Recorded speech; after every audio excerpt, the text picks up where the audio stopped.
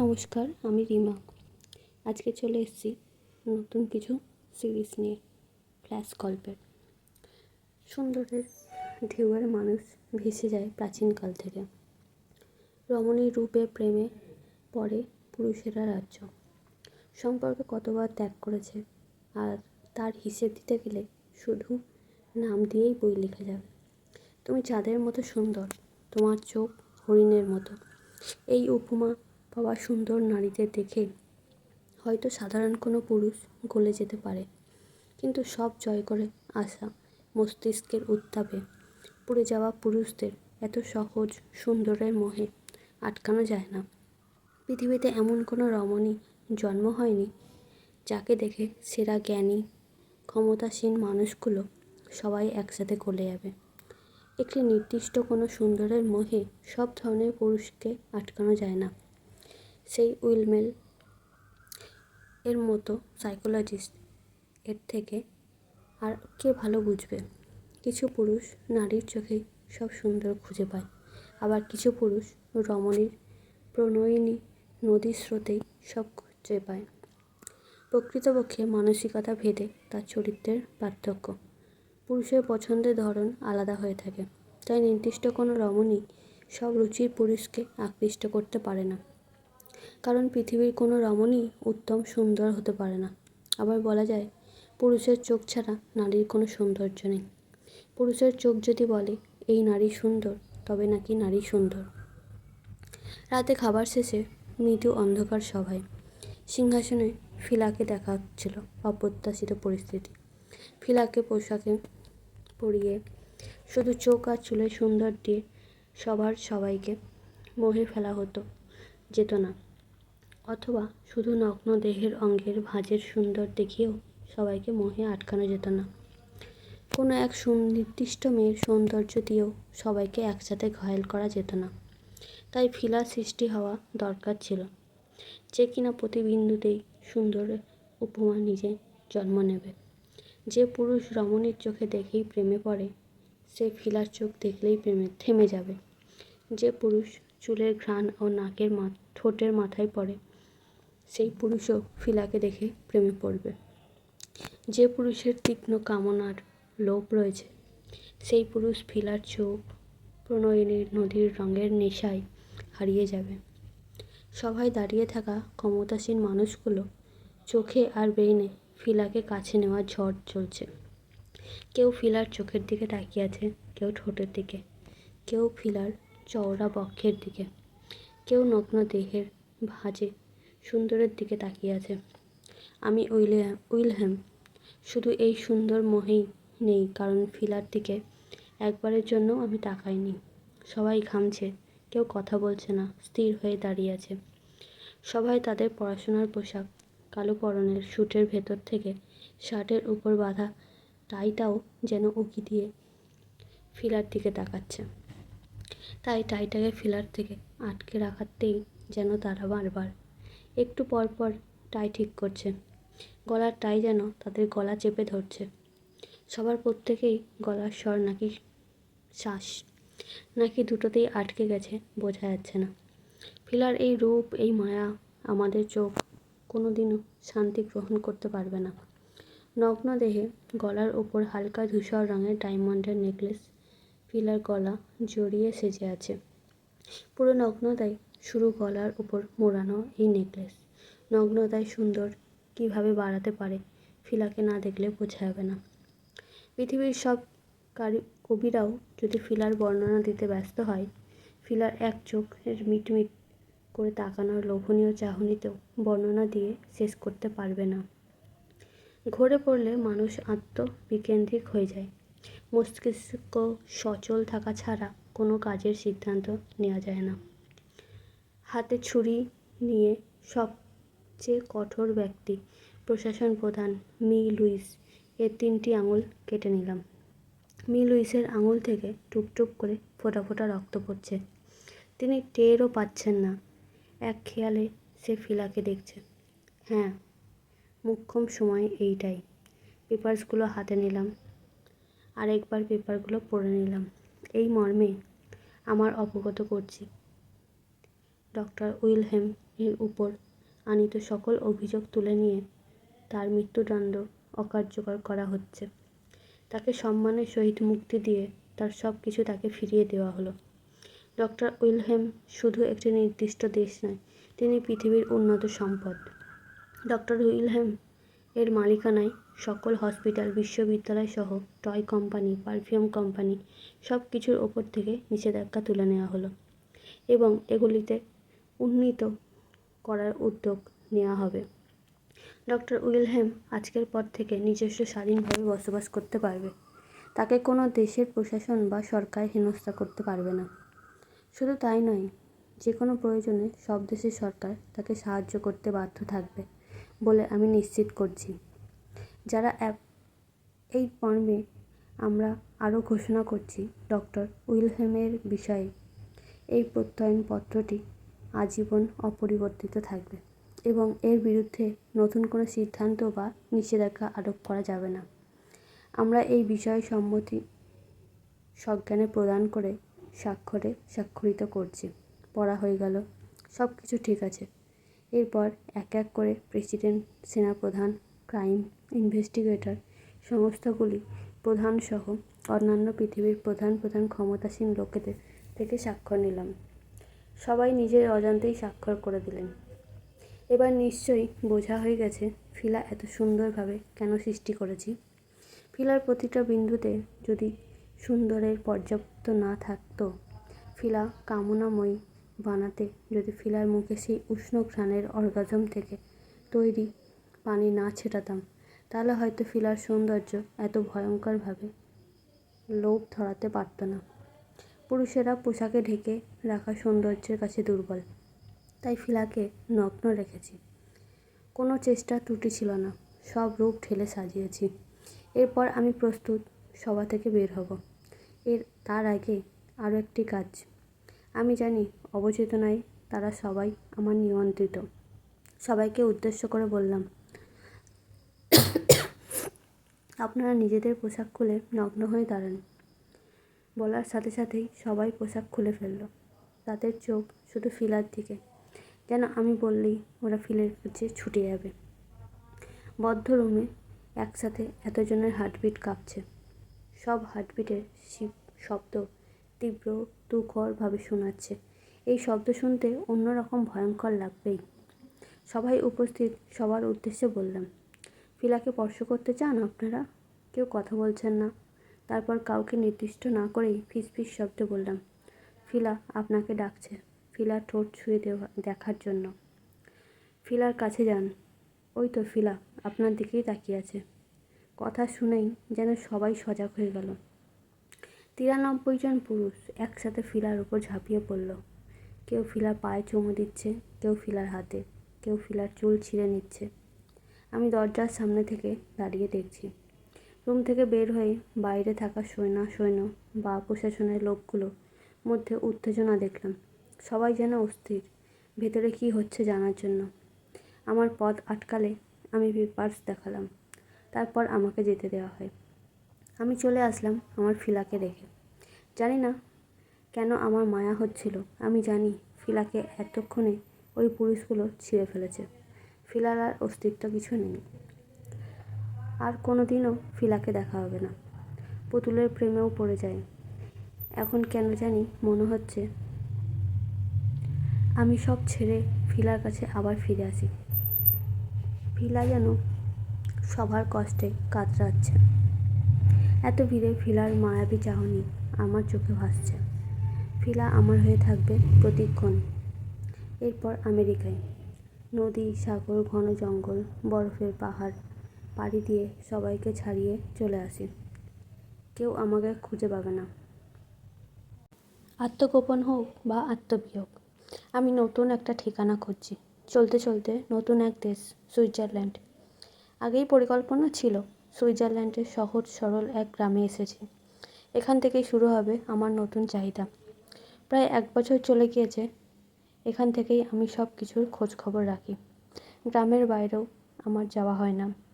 Hospital, বিশ্ববিদ্যালয়, toy company সুন্দরভাবে পরিচালিত হচ্ছে। আমি শুধু খোঁজ খবর নিই। আর চলবে নাই বা কেন? সবার চুক্তিতে সাইন করেছে। তারপর সবচেয়ে বড় ঘটনা হচ্ছে, ফিলার রুমে থেকে সেই 93 জনের সবাইকে নগ্ন বানিয়ে ভিডিও করে নিয়েছিলাম। তারা তাদের বাসায় ফেরার আগেই সেই ভিডিওর বার্তা তারা পেয়ে গেছিল। Yes, this is the blackmail. তারপর আর কার সাধ্য আমাকে ধরার। ফিলার রুম থেকে বের হওয়ার সময় দরজায় বড় করে বোর্ড লাগিয়ে দিয়ে এসেছিলাম। লেখা ছিল, hello world, remember that I am A physiologist. Hello world, remember that I am A psychologist. Switzerland আসার পর থেকে প্রায় সকলেই আমি প্রকৃতি, ঝর্নার পানির কোলাহলের সাথে সবুজ পাহাড়ের মাটি ছিঁড়ে নিচে নেমে পড়া পানির নিচে পাথরের ওপরে ছোট ছোট বিভিন্ন রঙের শৈবাল দেখতে চলে আসি। এত সুন্দর জায়গায় একা দাঁড়িয়ে থাকতে কেমন যেন বিরক্ত লাগে। এই প্রথম নিঃসঙ্গ অনুভব করছি। হঠাৎ একটা গলার জোরে চিৎকার শুনলাম। কোনো একটা মেয়ে দূর থেকে কাউকে উদ্দেশ্য করে বলছে, ফিলা, রোদের তাপ বেড়ে গিয়েছে, চলো ফিরতে হবে। পুরো শরীর কেঁপে উঠল। দুম করে বসা থেকে দাঁড়িয়ে গেলাম। হাত পা কাঁপছে, বুকের ধুক ধুক বেড়ে গেছে। ফিলা কোথায়? ফিলা? মেয়েটা প্রচণ্ড ক্ষুধায় নিজের পিরিয়ডসের রক্ত শুকনো রুটি সাথে ভরিয়ে ভরিয়ে খাচ্ছিল। একদিন মেয়েটার মায়ের সাথে প্রতিবেশীর কথা কাটাকাটি হয়েছিল। সেদিন রাতেই মেয়েটা প্রতিবেশী মহিলার ঘরে ঢুকে মহিলার ঘুমের মধ্যে গলা চিপে ধরে। মহিলাকে হাঁ করিয়ে মুখের মধ্যে সাপের কতগুলো বাচ্চা ঢুকিয়ে দেয়। মুখ চেপে ধরে রেখেছিল। বীভৎস চিন্তার এই মেয়েটিকে এখন থেমে নেই। প্রায় রাতের বেলায় চাঁদের আলোয় বাড়ির পাশে ডোবায় পচা পানিতে হাঁটু পর্যন্ত ভিজিয়ে দাঁড়িয়ে থাকে। পায়ের পাতা থেকে হাঁটু পর্যন্ত পানির মধ্যে কয়েক হাজার যোগগুলো মেয়েটার পায়ে চুপসে কামড়ে বসে রক্ত চুষে খাচ্ছে। এভাবেই প্রায় রাতেই যোগগুলো রক্ত খাওয়ায় মেয়েটা। কতবার যে পানির তৃষ্ণা মেটাতে নিজেই নিজের প্রস্রাব খেয়েছে হিসেব নেই। যেন মনে হয় মেয়েটা জানেই না কিসে ভালো আর কিসে খারাপ হয়েছে। ভালো খারাপ বা যত্নের প্রকাশ দিয়েই বা কী হবে? অবশিষ্ট তো কিছুই নেই। সেদিন দুপুরবেলাটা সব কিছু পাল্টে দিয়েছিল। মেয়েটার বাসা পাহাড় ঘেঁষা উঁচু নিচু সমতল ভূমির বিশাল এক গ্রামে। মরুভূমির মতো ঝর্ণা, পাহাড় আর নদীর ফাঁকে ফাঁকে জনমানহীন বিশাল সমতল মাঠ। হঠাৎ শরীরের কোনো এক জায়গায় আগুন ধরিয়ে দেওয়ার মতো জ্বলন অনুভব করতেই মেয়েটা জেগে ওঠে। নিজের ভয়ঙ্কর অবস্থা দেখে চিৎকার দিয়ে ওঠে। যন্ত্রণায় আর্তনাদ কত কষ্টের হতে পারে মেয়েটাকে দেখে না জানলে জানা যাবে না। মেয়েটার মাতৃ অঙ্গ কেউ কেটে নিয়ে মেয়েটাকে খোলা মাঠে রেখে ফেলে রাখা চলে গিয়েছে। হয়তো লোকজন আশেপাশে চলে আসার মেয়েটার শরীরের অংশটি ঠিকভাবে কাটতে পারেনি, আর এইভাবেই মেয়েটাকে ফেলে রেখে চলে গিয়েছে। ভাগ্যের অস্থির চক্রের নিয়মের জন্যই মেয়েটা হয়তো বেঁচে গেছিল। কান্নায় চোখ থেকে পানি পড়তে পড়তে কতবার যে মেয়েটার গলা শুকিয়ে গিয়েছে, অথচ এই শুকনো গলা ভেজাতে পানি হাতে মেয়েটার পাশে কেউ আসেনি। কোনো দেবতা নামক পুরুষ এসেও মেয়েটার পাশে দাঁড়ায়নি। আচ্ছা, মেয়েটা নিজের পিরিয়ডসের রক্ত যদি নিজেই খায়, ক্ষতি কোথায়? নিষেধ কোথায়? তাছাড়া মাতৃ অঙ্গ যার আছে, তার মাতৃ অঙ্গ থেকে রক্ত বের হয়, আর সেখান থেকে বের হওয়া রক্ত হয়তো অপবিত্র, খাওয়া যায় না। কিন্তু মেয়েটার তো মাতৃ অঙ্গই নেই। হ্যাঁ, যদি মন চায় মেয়েটা নিজের রক্ত খাবে, তাও কেউ কিছু বলতে পারবে না। একদম কারোর কিছু বলার অধিকারও নেই। একজন তরুণী তার উত্তেজনা দাঁতে কামড় দিয়েও আটকে রাখতে পারে না। পুরো শরীর উত্তেজনার স্রোতের ঝড় চলতে থাকে। অথচ এই ঝড় মেয়েটা নিজের যৌনাঙ্গহীন শরীর কিভাবে আটকাবে? হয়তো তাই পচা ডোবায় দাঁড়িয়ে দাঁড়িয়ে যোগগুলোকে নিজের রক্ত খাইয়ে খাইয়ে উত্তেজনা শিথিল করে। মেয়েটার কাছে পানি আর প্রস্রাবের মধ্যেও কোনো তফাৎ নেই। মাতৃঅঙ্গ ছাড়া আর সেটাকে প্রস্রাব বলা যায় না। ক্ষুধা লাগলেই কোনো বিড়াল, কখনো পোকামাকড়, কখনো গাছের লতাপাতা রান্না করে পুড়িয়ে খেয়ে নেয়। একদিন রাতে হঠাৎ চিৎকার, পুরো গ্রাম কেঁপে ওঠে। সবাই বুঝতে পারে সব হারানো মেয়েটি চিৎকার করছে। মেয়েটি হঠাৎ খেয়াল করলো তার মাতৃ অংশের কিছুটা মাংস পচন ধরেছে। মেয়েটা দেখে ভয় পেয়ে গেল। এমনিতেই আবার টনটন করে ব্যথা হচ্ছিল। ছোট ছোট এই ব্যথা মেয়েটা সহ্য হয়েছে। মাংসের পচন দেখে মেয়েটা ঘাবড়ে গিয়েছে। প্রাচীন পদ্ধতিতে মাংস পচন আটকাতে বিশাল কৌশল ব্যবহার হতো। মেয়েটা চোখে মুখে সাহস নিয়েই সেটা করার প্রস্তুতি নিচ্ছে। যন্ত্রণা হয়তো মেয়েটাকে আর থামাতে পারবে না। লোহার চ্যাপ্টা ছোট একটা থালা নিয়ে মেয়েটা আগুনে গরম করতে লাগলো। মেয়েটার হাত কাঁপছে। আগুনে লোহা লাল হয়ে গিয়েছে। তারপর একটা চিমটি দিয়ে লোহাটা ধরলো। নগ্ন অবস্থায় বসে আছে মেয়েটা। উত্তপ্ত লোহার চ্যাপ্টা থালা জোরে নিজের মাতৃ অংশের উপর চেপে ধরল। ছ্যাঁত ছ্যাঁত করে মাংস পুড়ে যাচ্ছে। এই দৃশ্যটা দেখতে গেলে চোখও পুড়ে যাবে। রক্তে পুজে ভেজা মাংস অংশ একদম শুকিয়ে গেছে। আর এই চিৎকারেই পুরো গ্রামের লোকেরা কান্না করে উঠেছে। মেয়েটা বেহুশ হয়ে পড়ে আছে। বাঁচাতে হবে, অনেক কারণেই বাঁচতে হবে। মেয়েটা খুঁজছে, কাউকে খুঁজছে যার কোনো কিছু হারানোর নেই, তার অনেক কিছুই পাওয়ার আছে। কয়েক মাস কেটে যাচ্ছে। প্রায় সকালের মতো আজকেও মেয়েটা ঝর্ণার জলে ভেসে আসা বহমান নদীর স্রোতে আটকে থাকা বড় একটা পাথরের ওপর দাঁড়িয়ে বস্ত্রহীন, সম্পূর্ণ উলঙ্গ অবস্থায় সূর্যের উত্তাপবিহীন আলোয় নিজেকে স্পর্শ করাচ্ছে। পুরো শরীরে সব জায়গায় যেন আলো চুমু খাচ্ছে। মেয়েটার মুখে হাসি। শুধু এই সকালে সূর্যের সামনেই মেয়েটা হাসি মুখ ফুটে ওঠে। চোখ বুজে দুহাত মেলে দিয়ে নিজের গোপনাঙ্গতে সূর্যের কাছে বিলিয়েই দেয়াই মেয়েটার মানের কাছে জীবন উপভোগ। হঠাৎ একটা গলা থেকে জোর চিৎকার আসলো। কোনো এক মেয়ে দূর থেকে নগ্ন অবস্থায় পাথরের ওপর দাঁড়িয়ে থাকা মেয়েটাকে ডেকে বলল, ফিলা, ফিলা, শুনতে পাচ্ছিস? রোদের তাপ বেড়ে গিয়েছে, চল ফিরতে হবে, পোশাক পরে নে। ফিলা, চলে আয়। ফিলা পাথর থেকে নেমে গায়ে পোশাক জড়িয়ে হেঁটে যাচ্ছে। দূর থেকে উইলহেম তাকিয়ে তাকিয়ে ফিলার হেঁটে যাওয়া দেখছিল। উইলহেম দৌড়ে এসে ফিলার সামনে দাঁড়ালো। ফিলার রাস্তা আটকে। উইলহেম ফিলাকে বলতে লাগলো যে সুন্দর, পুরো পৃথিবী থেকে লুকাতে মানুষের এত আয়োজন, সেই সুন্দর তুমি এভাবে প্রকৃতির কাছে বিলিয়ে দিয়ে জীবন উপভোগ করছো। আমি মুগ্ধ তোমার এই জীবনধারায়। হঠাৎ ঠাস বিকট আওয়াজ, চারিদিক কাঁপছে, যেন নদীর স্রোত বয়ে চলা বন্ধ করে দিয়েছে। উইলহেম এর মুখ অন্ধকারে ঢেকে গেল। উইলহেম মাটিতে লুটিয়ে পড়ল। রক্ত নদীর দিকে বইছে। ফিলা উইলহেমকে গুলি করেছে। ফিলা হেঁটে চলে যাচ্ছে। অনেক বড় একটা ক্ষোভ, রাগ নিজের আত্মা থেকে নেমে বের হয়ে গেছে। উইলহেমের দেহ পড়ে আছে। ফিলা তাকায়নি পর্যন্ত। তাকাবেই বা কেন? ফিলার তো এমন জীবন হওয়ার কথা ছিল না। ফিলা ছোট থেকেই ছিল শৌখিন। এই গ্রামেই ফিলার বড় হয়ে ওঠা।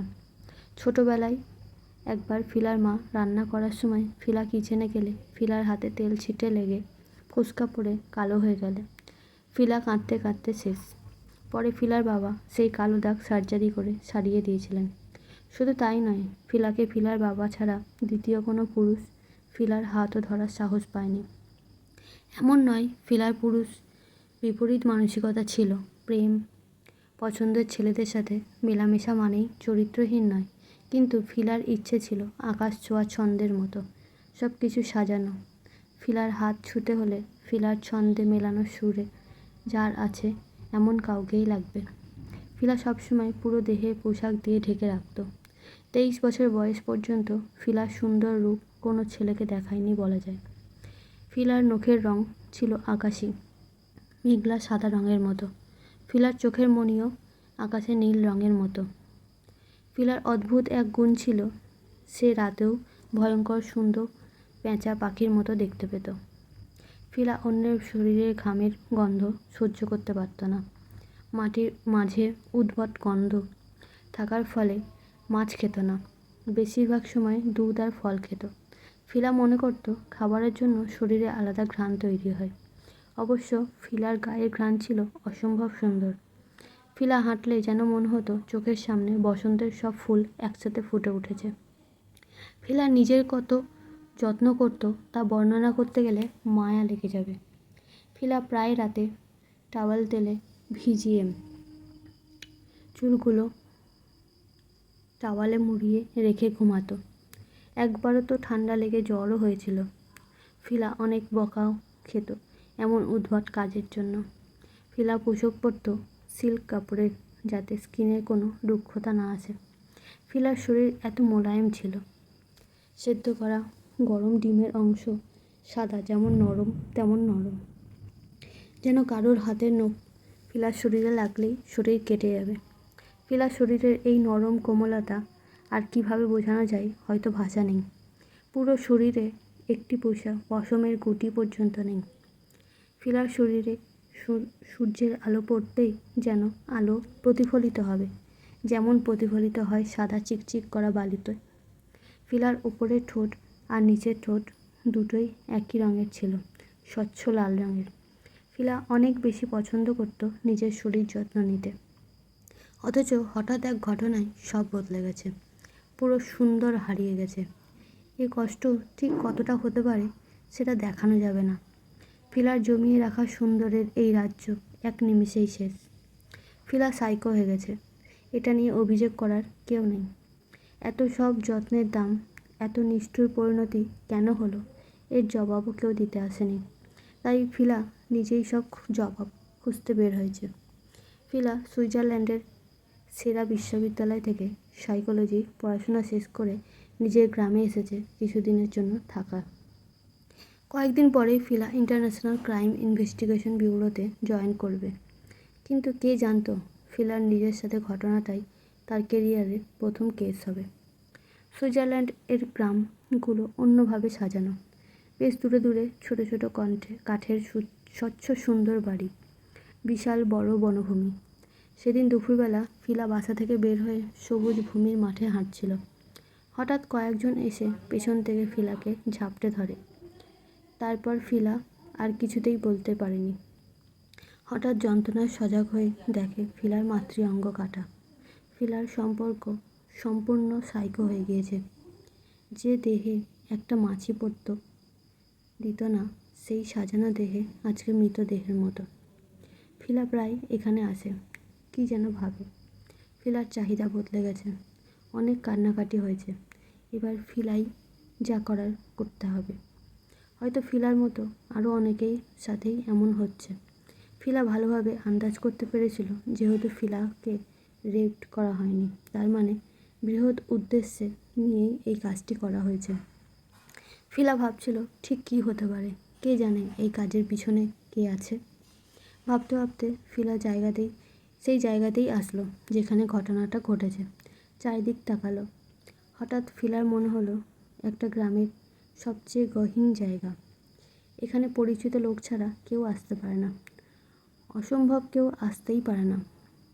ফিলার এই রহস্যের প্রথম সূত্র বের করে ফেলল।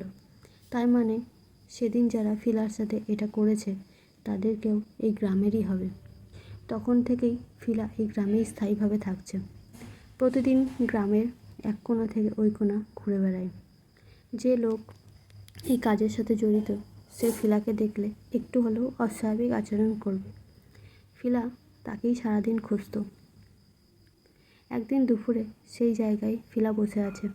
বসে বসে কাঁচা চিংড়ি মাছ খাচ্ছিল। এভাবেই দুপুরে যেখানে যা পাওয়া যায় তা দিয়ে খাওয়া সেরে নেয়। ফিলা এখানেই বসে থাকে। সচরাচর এই জায়গায় কেউ আসে না, তাই যখনই কেউ আসে তাদের দিকে সন্দেহের চোখে তাকায়, তাদের দিকে ধীরে ধীরে হেঁটে সামনে এগোয়। ফিলা তাদের চোখে লক্ষ্য রাখে, কারণ ফিলা জানে সেদিন যেই লোকগুলো ফিলার সাথে এমন করেছে তারা অবশ্যই ফিলাকে দেখলে চমকে যাবে, তাদের চোখের ভয় থাকবে। ফিলা শুধু এমন এক চোখগুলোই খুঁজছে। অনেকবার ব্যর্থ হয়েছে ফিলা, কিন্তু আর কোনো উপায়ও নেই। কিন্তু একদিন তো পেয়েই গেল। কিছু লোক এদিকেই আসছে। ফিলা উঠে দাঁড়ালো, তাদের সামনে গেল। সেই একই অভিনয়, লোকদের ফাঁদে ফেলার জন্য। ফিলা লোকগুলোর সামনে এগিয়ে গেল। সামনে যেতেই ফিলা অন্য লোকদের থেকে আলাদা ভাব সাপ সহ চেহারার একটা আতঙ্ক লক্ষ্য করলো। ফিলার সন্দেহ বাড়তে থাকলো। সেদিন তোরাই আমার সাথে সেই অমানবিক কাজটা করেছিলি। আমি অপেক্ষা করছিলাম, তোরা নিশ্চিত আসবি এখানে। ফিলার কথা শুনে লোকগুলো হাসতে লাগলো। মিথ্যা বলার জায়গা পাস না? আমরা সেদিন মুখোশ পড়েছিলাম, তুই চিনবি কীভাবে? কিন্তু তুই বেঁচে আছিস কীভাবে? এই বলেই লোকগুলো ফিলার কাছে আসতে লাগলো। অবশেষে ফিলা তীক্ষ্ণ বুদ্ধির খোঁজা ঠিক জায়গায় লেগেছে। ফিলা রিভলভার বের করেই একজনের পায়ে গুলি করল। আরেকজন দৌড়ে দিতেই তার অন্ডকোষে লাথি মারল ফিলা। লোকটা ব্যথায় কাতরাতে কাতরাতে শুয়ে পড়ল। এরপর দুজনকে দেখে তুলে নিল। প্রায় 3 ঘন্টা পর ফিলা সামনে আসলো। ওরা দুজন চেয়ারে বাঁধা। ওরা দুজন অর্ধনগ্ন অবস্থায় ছিল। গায়ে কিছু ছিল না, তবে ছোট জাঙ্গিয়া বা হাফ প্যান্ট ছিল। ফিলা এইসব আর মোহ নেই। ফিলার কোনো পছন্দও নেই, অপছন্দও নেই। আজকের পর্বটি এখানেই শেষ করলাম। আগামী দিন আবার এর পরের কিছু অংশ নিয়ে ফিরে আসব। অপেক্ষা করুন ফিলা তাদের সাথে কী করলো এটা দেখার জন্য। গল্পটি যদি ভালো লেগে থাকে অবশ্যই চ্যানেলটিকে লাইক, শেয়ার ও সাবস্ক্রাইব করে দেবেন। ধন্যবাদ।